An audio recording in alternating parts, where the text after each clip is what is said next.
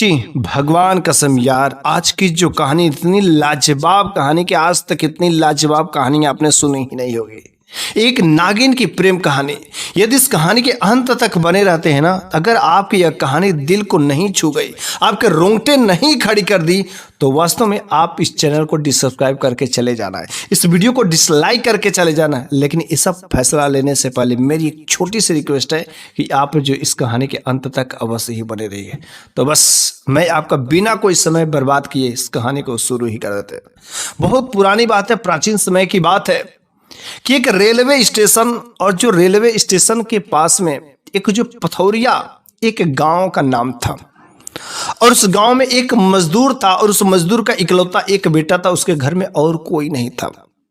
वह मजदूर और अपने बेटे के साथ में वह जो दिन भर खेत में काम करते, मजदूरी करते, और खेत में मजदूरी काम करने के बावजूद थोड़ा बहुत जो उन्हें पैसे मिल जाते, जो मजदूरी मिल जाती, उसी से अपना वह बाप बेटा खर्चा चलाते थे। लेकिन समय गुजरने के साथ साथ उस बाप की स्वास्थ्य जो खराब होने लगा। बेचारा बेटा उतना तो बड़ा नहीं था, उतना नौजवान नहीं था, लेकिन जैसे भी था थोड़ा समझदार जरूर हो गया था। वह बेटा सोचा कि मैं अगर बाहर जाऊं कमाने के लिए, थोड़ा बहुत उस बाप ने अपने बेटे को पढ़ा भी दिया था।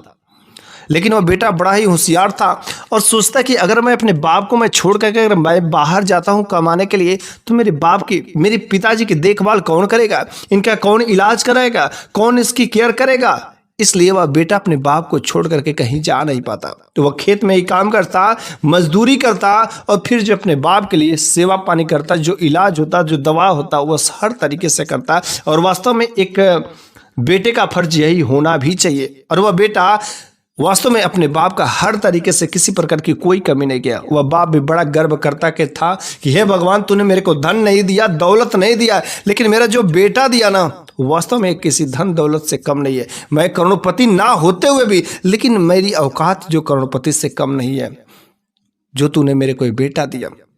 लेकिन बुढ़ापे के साथ साथ अंदर ही अंदर उसके शरीर जो दिन पर दिन कमजोरी छाती गई, और वह एक दिन बस दुनिया को छोड़ करके चला भी जाता। बेचारा बेटा बड़ा दुख होता है, लेकिन क्या करोगे, जो सत्य है सत्य है, उसे एक दिन हर इंसान को छोड़ करके जाना ही पड़ेगा।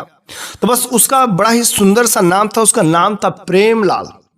अब प्रेमलाल के जब पिताजी मर गए, तो अब वो बेचारा घर पर क्या करे, अब किसके लिए रुके। इसलिए उस प्रेमलाल ने वह जो अपना घर छोड़ करके, और पास के एक रेलवे स्टेशन था, वहाँ पर वो सोचता है कि मैं काम करूं, और मेरे को रेलवे में काम करना बड़ा अच्छा लगता है। और पहले के ज़माने में रेलवे में बड़े आसानी से काम मिल जाते थे। तो इस तरीके से वो वहाँ पर गया, और रेलवे स्टेशन पर जाकर के स्टेशन मास्टर से बात किया कि क्या मेरे को कुछ मिल जाएगी, और वहाँ पर उसे कुछ जो है काम भी मिल जाते हैं। बस वहाँ पर वो बड़ी मेहनत से काम करता, और स्टेशन मास्टर को उसका काम बड़ा अच्छा लगता, इसलिए उस पर बड़ा ही दिल लग गया था। उसका मेहनत को देख करके बड़ा अच्छा लगा।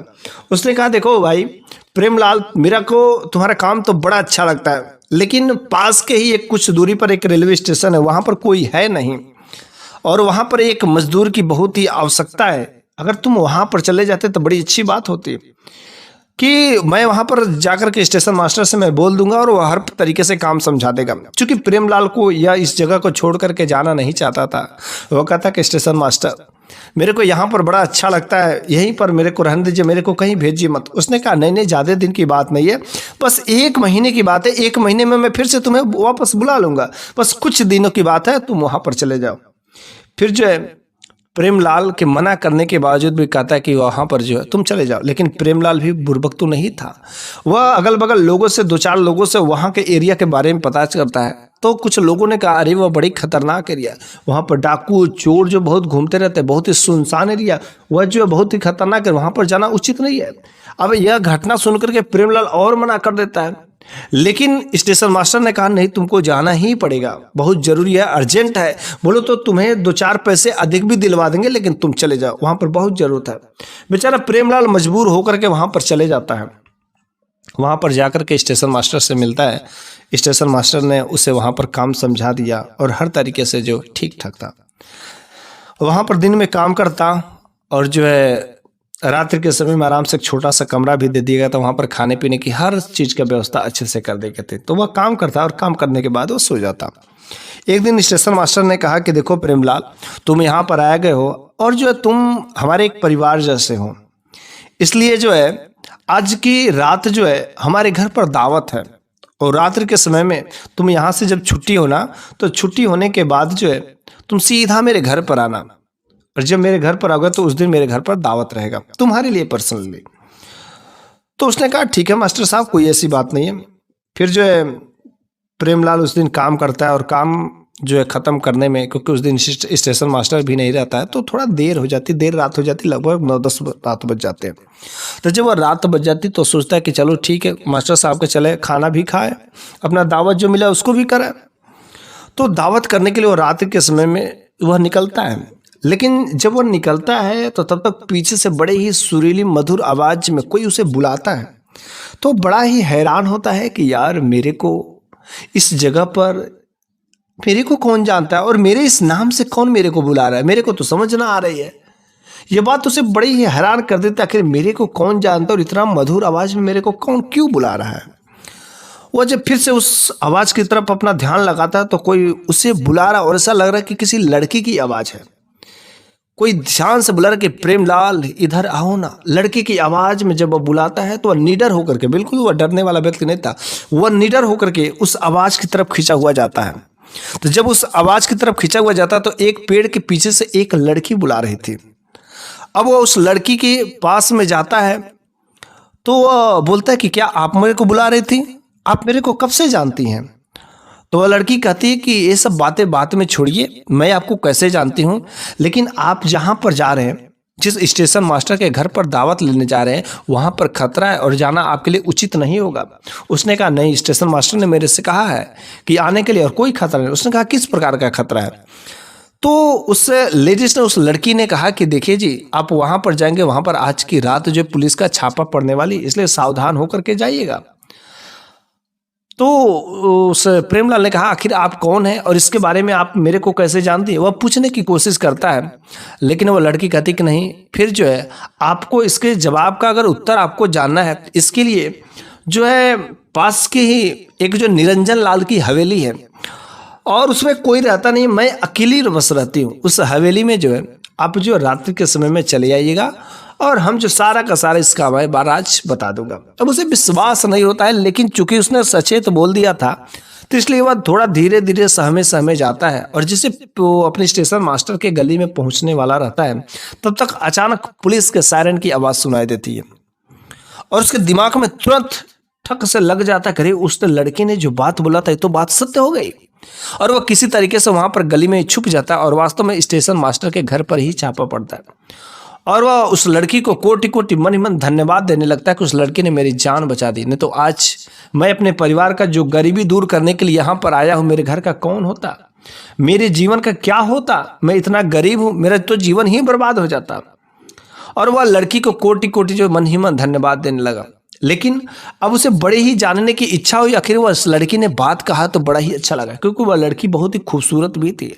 वह देख करके उसे मोहित भी हो गया था, लेकिन अब वह उसकी बात सत्य हो गई थी, इसलिए वह बड़ा ही बेचैन हो गया कि आज दिन भर जैसे ही समाप्त होता है, मैं किसी न किसी तरीके से उस लड़की से अवश्य ही मिलूंगा, और उसको धन्यवाद भी तो करना है जो मेरी इतनी परवरिश की, इतना मेरे को बचाई, वरना आज तो मैं जेल में होता।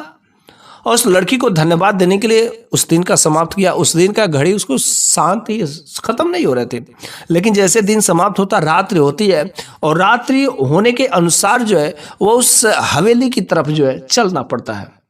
धीरे धीरे वह चलता जाता है, और वह हवेली दिखने में बड़ा ही सुनसान थी। वहाँ पर कोई जो किसी प्रकार की कोई, दिखने में तो हवेली बिल्कुल एकदम ऐसा लगता है कि कितने दिनों से इसमें कोई रहता ही नहीं है, लेकिन उसे इस चीज को देख करके थोड़ा सा भी डर नहीं लगता। बाहर से हवेली बिल्कुल ही पुरानी लग रही थी, लेकिन जैसे उस हवेली के पास में जाता है, अंदर से आवाज आती है, प्रेमलाल अरे तुम अंदर आओ, मैं अंदर हूँ, काम कर रही हूँ ना, आ जाओ अंदर, गेट खुला हुआ है। और जब उस गेट को खोलता है तो वास्तव में गेट खुला हुआ रहता है, और जब घर के अंदर जाता तो उस घर के अंदर का चकाचौंध देख करके वह वास्तव में हैरान रह जाता है कि यह तो किसी राजघराने से कम नहीं। अंदर की तो लग रहा है किसी घर की महारानी है, रानी है, वो किसी कम से नहीं, क्योंकि अंदर बिल्कुल एक राजघराने जो उतना तो सजावट आता है वो सपने में भी नहीं सोचा होगा, इतना शानदार। वह उस दृश्य को देख करके मोहित हो जाता।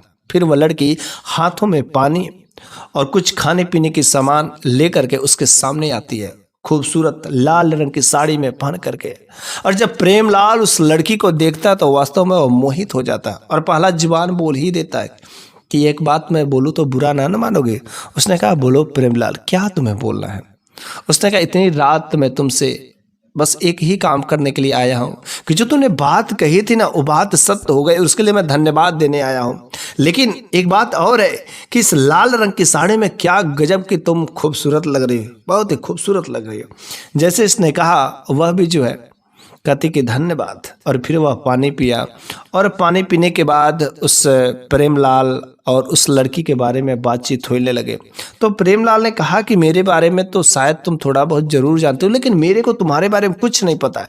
तुम कौन हो, यहाँ पर अकेले कैसे रहती हो, किस तरीके से रहती हो, किसके बारे में मेरे को नहीं बताओगे। तो उसने कहा कि मैं बाकी चीज़ें तो अभी नहीं बता सकती, समय आने पर बता दूंगी, लेकिन अभी मैं फिलहाल अपना नाम बता देती हूँ, मेरा नाम रत्ना है। फिर वह रत्ना रत्ना याद करने लगा। अब जो रत्ना याद करने लगा तब तक रात्रि की दूसरी पहर हो जाती है, 2 बज जाते हैं। तो रत्ना कहती कि अब जो है आप अपने घर पर चले जाइए और फिर से आप कल रात्रि में मिलने के लिए आइएगा। तो उसने कहा ठीक है कोई बात नहीं। इधर यह प्रेमलाल उस लड़की की खूबसूरती को देख करके मोहित हो गया। तो उसकी प्रेम के जाल में मन ही मन वो सपना सजने लगा था कि वह रानी है और मैं राजकुमार जी के बाहर से क्या गजब की यार उसकी खूबसूरती है, और इतने बड़ी वह घराने में रहती है जितना तो मैंने वास्तव में, और मैं किसी राजा से कम न। वह दिन में खुली आंख से वह बड़ा अमीरजादे होने का वह सपना देखने लगता है। जब वह घर पर आता है, स्टेशन पर काम कर रहा होता, तो बस उसे रात्रि की याद आती है कि कब जल्द से रात्रि क्यों नहीं होती, रात्रि की, क्योंकि नया नया उसके अंदर ही प्रेम का लीला का खिचड़ी लगा था पकने। और इस तरीके से वह जो दूसरी रात उसके पास मिलने के लिए जाता है, लेकिन अब जब उसे मिलने के लिए जाता है ना 1% भी उसके अंदर डर नहीं रहता है, बिल्कुल ही निडर हो गया था। और जाते दूसरी रात जब वह जाता है तो बस उस दिन वह आती है और पानी पीने के देती है। और पानी पीने के बाद वह जो है प्रेमलाल के ऊपर जो गलती से किसी वजह से गिर जाती है, और जैसे गिरती है दोनों में प्रेम स्थापित हो जाता है और ऐसा लगता है कि वह उसे प्रेम करने लगते हो। प्रेमलाल के अंदर तो मन ही मन खिचड़ी पकी रहता। उसने कहा कि देखो जी, मेरे को तो तुमसे प्रेम हो गया और मेरे को अब लगता है कि मेरे को तुम्हारे बिना जीवित रहना बड़ा मुश्किल है। और प्रेमलाल के साथ में ऐसा ही होने लगा था, क्योंकि वह उसके प्रेम के जाल में फंस गया था। वो उससे प्रेम करने लगा था, लेकिन उसे उसके बारे में नहीं पता था कि लड़की कौन है, किस तरीके से है। और वह हर रात अब मिलने लगा था और वह रोज प्रेम की बाहों में लिपट लिपट कर उससे बातें करती थी, कभी इधर कभी उधर, हर तरीके से जो बातें करती थी। और लेकिन प्रेमलाल कहा कि देखो जी, तुम इतनी बड़ी राजघराने में रहती हो, तुम इतनी अमीर जाती हो, और मैं एक नारमत सा मजदूर हूँ, भला मैं तुमसे शादी कैसे कर सकते हो, तुम मेरे से शादी करोगी। उसने कहा मैं शादी तो ऐसे नहीं कर सकती, क्योंकि तुम्हारे पास भी एक राजघराने जैसा होना चाहिए। उसने कहा मैं तो मजदूर हूँ, तब तो तुम मेरे साथ धोखा करोगे। उसने कहा नहीं, मैं जो आपको अमीर बना दूंगी ना, मैं ऐसा तरीका बताती हूँ कि आप बस उसको कर दीजिएगा। मेरे को यह तरीका बहुत दिनों से पता है, लेकिन बस आप उस तरीका को करिए, उस काम को करिए, लेकिन थोड़ा सा रिस्की है, थोड़ा सा मजबूरी है। अगर आप उस काम को कर देते तो आप रातों रात जो अमीर बन जाएंगे। उसने कहा चाहे जो भी हो जाए, मेरे को बस वो काम बताओ, और मैं जब अमीर बन जाऊंगा तो तब कि मैं तुमसे शादी कर सकूं, अपने घर में अच्छे खासे घर में ले जा करके मैं रख सकूं। उसने कहा जल्द से। उसने कहा ठीक है, आप जो अगली रात आइएगा, अगला दिन मैं बता दूंगी। फिर रात की तीसरी पहर हो जाती है, प्रेमलाल अपने घर पर चला जाता है। लेकिन अब खुली आंखों में जब वो सोचता तो तुरंत पूरा दिन भर बस उसके सामने तो रत्ना का चेहरा, रत्ना का चेहरा, रत्ना का चेहरा आ रहा था। बेचारा का दिन समाप्त होने का नाम नहीं ले रहा था। किसी तरीके से अपना स्टेशन मास्टर पर, वहाँ पर रेलवे स्टेशन पर काम करके रात्रि जैसे ही होती है तो तुरंत भगा भगा भगा उसके घर पर जाता है। अब तो उसे जानने की इच्छा होती है कब मैं अमीर बन जाऊँ, आखिर वह कौन सा काम है। और उस दिन डायरेक्ट रत्ना के घर पर जाता है। रत्ना खाने पीने की वस्तुएं लेकर के आती है, और जब खाने पीने की वस्तुएं लेकर आती तो उसमें कुछ फल भी थे, कुछ फ्रूट्स भी थे। तो फ्रूट्स भी थे, फल भी थे, तो उसने फल खाया और एक सेव का टुकड़ा जो है उस लड़की को, रत्ना को जो वह खिलाना चाहा, लेकिन वह सेव का टुकड़ा नहीं खाते। प्रेमलाल को थोड़ा सा उसकी बात बुरा लग जाती है। तो उसने कहा करे तुमने मैं जो खिलाया, अगर तुमको मुझसे प्रेम है, तुम मुझसे प्यार करते हो, तो मैंने तुम्हें कितना प्यार से एक सेव खिलाया, लेकिन तुमने नहीं खाए। तो फिर रत्ना ने कहा, अरे आपको नहीं पता है कि मेरे को सेव, संतरे, ये सब फल फ्रूट मेरे को अच्छे नहीं लगते, मेरे को इन्फेक्शन हो जाता है, पता नहीं कि मेरे शरीर में खुजली होने लगती है, मेरे को दूध बड़ा पसंद है। आप लीजिए दूध, और आपको इतना ही प्रेम है तो लीजिए, अपने यहाँ से आप मेरे को पिलाइए, मैं दूध खुशी खुशी से पी लूँगी। फिर उसने दूध का प्याला दिया, और दूध जैसे ही वो पिलाया, तुरंत एक ही घूंट में वो तुरंत पी जाती है, और फिर जो है वह उसको अपनी बातों में फंसा लेती है। अब वह उसे लेकिन यह भी नहीं समझ आता कि आखिर ये फल फ्रूट्स क्यों नहीं खाए। अगले दिन जब फिर से जाता है तो वह कहता कि देखो, तुम मेरे को इधर उधर बातों में मत फंसाओ, मेरे को बस एक चीज़, राज की बात बता दो, आखिर वह कौन सा तरीका है जिससे जो मैं अमीर बन जाऊंगा। उसने कहा, क्या वास्तव में आप उतना कठिन काम कर लेंगे? तो प्रेमलाल ने कहा, अरे चाहे कुछ भी जो, मैं तुम्हारे लिए जान देने के लिए तैयार हूं, क्या तुमको मेरे पर विश्वास नहीं है? उसने कहा, नहीं, मेरे को तो विश्वास है। तो चलिए, अगर आपको अमीर ज़्यादा बनना है तो बस आप जो ध्यान से सुनिए, यहाँ से कुछ दूरी पर एक जो है पुल पड़ेगा, पुल, और उस पुल के नीचे से आपको जाएंगे तो एक जो है मोटा सा पेड़ पड़ेगा, ठीक है। उस पेड़ के नीचे जो है जड़ में जो है 2 सांप रहते हैं, 2 नाग नागिन रहते हैं, और उन लोगों के पास में मणि है, मणि, और अगर आप उस मणि को ला लेंगे तो बहुत ही अच्छा होगा, और आप जो है बहुत ज़्यादा अमीर ज़्यादा भी बन जाएंगे। उसने कहा, ऐसी बात है, लेकिन मैंने तो अपने बाप दादाओं से सुना था कि यहाँ किसी को मिलता नहीं। उसने कहा, मैं तरीका बताती हूँ ना, आप वैसा काम करिए, 100% आपका मनी आपके हाथ में रहेगा। आप कैसे? तो उसने कहा कि कैसे उस मनी को हासिल करना है, मैंने तो सुना है, लेकिन कैसे मिलेगा? उसने कहा, मेरे पास एक तावा है और वो काला कलर का है, और जब आप वहाँ पर जाइएगा तो पेड़ के ऊपर जो चढ़ करके छुप करके बैठ जाइएगा, और जब वह दोनों लोग निकलेंगे नाग नागिन, तो क्या करते हैं, सब उस मणि को बाहर निकाल करके उसके रोशनी में वे लोग डांस करेंगे, नाचेंगे, खूब झूमेंगे, गले लिपटेंगे।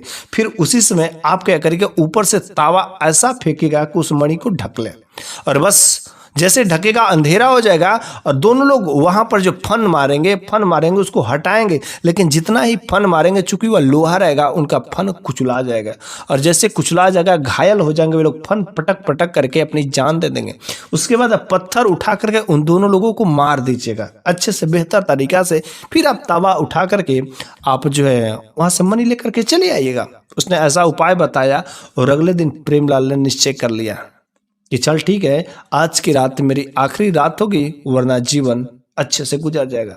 वो बड़ा ही डरा हुआ सहमा सहमा रात्रि के समय में वहां से उस पुल के नीचे, जैसा उसने रत्ना ने बताया था वैसे ही गया, पेड़ पर चढ़ गया और तावा लेकर के बैठ गया। अभी तो प्लान के हिसाब से सब कुछ ठीक हो रहा था, और तब तक उसने देखा कि हाँ, वास्तव में यहाँ से पेड़ की जड़ में से 2 नाग नागिन निकल रहे, भयानक विषैले सांप, और उसने एक कुछ चीजें उगली मुंह में से निकाला, और निकालते पूरा लाइट हो गया, उजाला हो गया। अब दोनों अपने मस्त प्रेम में व्याकुल हो गए, वहां पर नाचने लगे। अब प्रेमलाल ने जैसे देखा कि थोड़े से दूरी पर चले गए, तुरंत उसने तावा जो उसके ऊपर फेंक दिया, और जैसे तावा फेंका, मणि बिल्कुल ढक जाती है, और दोनों नाग नागिन वहां पर आकर के फन मारने लगते। फन मारते मारते उन लोगों का फन से खून आने लगता है, और बस प्रेमलाल ने धीरे से पेड़ से उतर करके उन नाग नागिन को पत्थर से मार दिया। पत्थर से मारने के बाद डरते डरते उस तवे को हटाता है, और हटाने के बाद जो है वहाँ से उस मणि को ले लेता है। अब जैसे मणि को ले लेता है तो इतना खुशी से पागल हो जाता है कि रत्ना, मैं तो मणि पा गया, अब मैं बहुत खुश हूँ और मैं सफल हो गया। अब इतना खुशी से, डर से, खुशी के मारे उसका पैर जो सही जगह पर नहीं पड़ रहे थे, उसका पैर इर्द गिर्द इधर उधर पड़े थे। अब वो सोचता है कि मैं तो अब रत्ना से शादी कर लूंगा, रत्ना से विवाह कर लूंगा। फिर वह खुशी खुशी से जाता है, तब तक रास्ते में ही रत्ना मिल जाती है, और रास्ते में रत्ना मिल जाती है। उसने कहा, क्या तुमने मणि को ले लिया? उसने कहा, हाँ रत्ना, तुमने जैसा कहा मैंने वैसा ही किया, और देख ये मणि मेरे हाथ में तुम्हारे सामने। रत्ना ने तुरंत उस मणि को लेकर के अपने मुख में डाल लिया। उसने कहा, अरे तुम इसके मुख में क्यों डाल ली? उसने कहा, देखो ये राज की बात है, कल जो है तुम जो रात्रि के समय में आना, तुम्हें सब कुछ पता चल जाएगा, और कल हम लोग शादी भी कर लेंगे। बस वह तो उसके प्रेम में पागल था, और फिर वह जो प्रेमलाल अपने घर के लिए अब तो कल सपने सजो रहा था कि उसे शादी करने के लिए कि वह मेरे साथ शादी करेगी, फिर से मैं राजा बन जाऊंगा, ऐसे अनेक प्रकार के वह सपने सजोने लगा। लेकिन होता क्या है, जब उस रात अगले दिन उसकी बेचैनी जब शांत नहीं हो रही थी, तो रात्रि के समय में वह जो उस हवेली की तरफ जाता है, और जैसे जब उस हवेली की तरफ जाता है तो वह हवेली बिल्कुल ऐसा लग रहा था कि वास्तव में हवेली पता नहीं क्यों ऐसी बदल गई है। पहले जो मैं आता था हवेली थोड़ी सी बदली, लेकिन आज ऐसा इतना वीरान, इतना सुनसान क्यों लग रहा है। वो रत्ना रत्ना बुलाता है लेकिन अंदर से कोई आवाज़ नहीं आती, कुछ उसे समझ नहीं आता है। कितने दिनों से ऐसा लग रहा है इस हवेली पर कोई रहता ही नहीं है, कोई लाइट नहीं, कोई कुछ नहीं। लेकिन कहता है कि चलो ठीक है, बाहर से हो सकता है लेकिन अंदर रत्ना तो होगी ना। लेकिन जब अंदर का जब दरवाजा खोलता है तो दरवाजे से अजीब प्रकार की आवाज आती है। ऐसा लगता है कि उस दरवाजे को कितने दिनों से किसी ने खोला ही नहीं होगा। लेकिन जब अंदर प्रवेश करता है तो अंदर का चीजों को देख करके वह हैरान रह जाता है, क्योंकि अंदर बिल्कुल झाले पड़े हुए थे, टूटी फूटी कुर्सियां थी। ऐसा लग रहा था कि उसमें कहीं कोई लाइट नहीं, कहीं कुछ नहीं। वो उस नज़ारे को देख करके बड़ा ही चकित रह जाता है कि आखिर ये मेरे साथ क्या हो गया। यहीं पर तो मैं रोज आता था और कितना सुंदर ये हवेली था, और फिर यह हवेली ऐसे कैसे हो गई, ऐसा क्या हो गया। वह डर जाता, थोड़ा सा वह सहमा रहता। लेकिन क्या देखता है कि कोने एक जो नागिन की जो है फोटो पड़ी हुई है, नागिन की मूर्ति बनी है, और वहां पर एक जो नागिन, एक सर्प जो है मोटा सा, वहां पर इधर उधर जो है रेंग रहा है और उस मणि के साथ में खेल रहा है। लेकिन जब प्रेमलाल वह उस दृश्य को देखता है, तब तक वह नागिन फटाफट इसके पास में आकर इसके पैरों को लपेट लेती है। वह इधर उधर भागना चाहता है लेकिन वह डर गया रहता है, वह सहमा रहता है, उसको कुछ समझ नहीं आता। फिर वह नागिन लपेटते लपेटते उसके गर्दन में आकर लपेट लेती है। उसे कुछ भी समझ नहीं आता कि मेरे साथ क्या हो रहा है। वह डर करके उस नागिन से छुड़ा करके भागना चाहता है, लेकिन कुछ भी उसे क्लियर नहीं होता है। आखिर वह मन ही मन उसे सोचने लगता है। फिर वह भागा भागा किसी तरीके से वहाँ पर भागा भागा वहाँ से उस जगह से निकल करके भागा भागा वहाँ पर जाता है। और जब अपने जगह पर जाता है तो स्टेशन मास्टर के पास में जाता है, और वहाँ पर सोया रहता है। स्टेशन मास्टर को सारा का सारा बात जगह जगह उसको बताता है। जैसे बताता है, स्टेशन मास्टर कहता, अरे तुम भी उस जाल में फंस गए, अरे तुम तो बच गए। वह बहुत ही खतरनाक नागिन है, नागिन, और वह ऐसे ही लोगों को फंसा फंसा करके, अपने जाल में फंसा फंसा करके वह जो लोगों को मार देती है। और तुमको कैसे छोड़ दिया, तुम तो बच गए और तुम बड़े लकी हो। वह कितने लोगों को अपना निशाना बना चुकी है, तुमने कभी तो मेरे को बताया नहीं। बस किसी तरीके से वह बेचारा प्रेमलाल तो बच जाता है। और फिर उसने तुरंत जो कहा कि मैं जो अब यहाँ पर इस जगह पर नहीं काम कर सकता, कोई आवाज़ है, कोई बुलाए, लेकिन अब मैं उस तरफ नहीं जाऊँगा। लेकिन अगले दिन फिर से जब प्रेमलाल रात हो गया रहता तो उसके घर के बाहर उसे कोई बुला रहा होता है, करीब प्रेमलाल, अरे तुम अब नहीं मिलने आ रहे प्रेमलाल, अरे आओ, मैं तुमसे शादी करूँगी, मैं तुमसे विवाह करूँगी।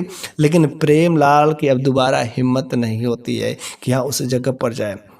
और कुछ ही दिनों के बाद फिर से वह अपने गांव जो है, अपने उस गांव की तरफ चला जाता है। उस स्टेशन मास्टर को सारी की सारी बात बताता है। बस इस तरीके से ऐसा यह कहानी आपको कैसी लगी है मेरे प्यारे सभी दर्शकों।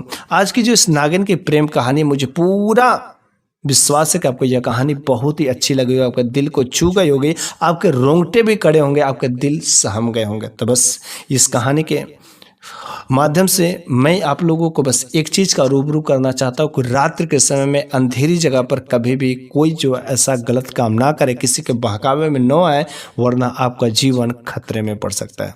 तो बस आज की यह कहानी यहीं पर समाप्त हो जाती है। कमेंट बॉक्स में आप लोग अपना जवाब जरूर दीजिएगा। तो बस अगले वीडियो में मैं ये मिलता हूँ फिर से किसी नई शानदार कहानी के साथ में।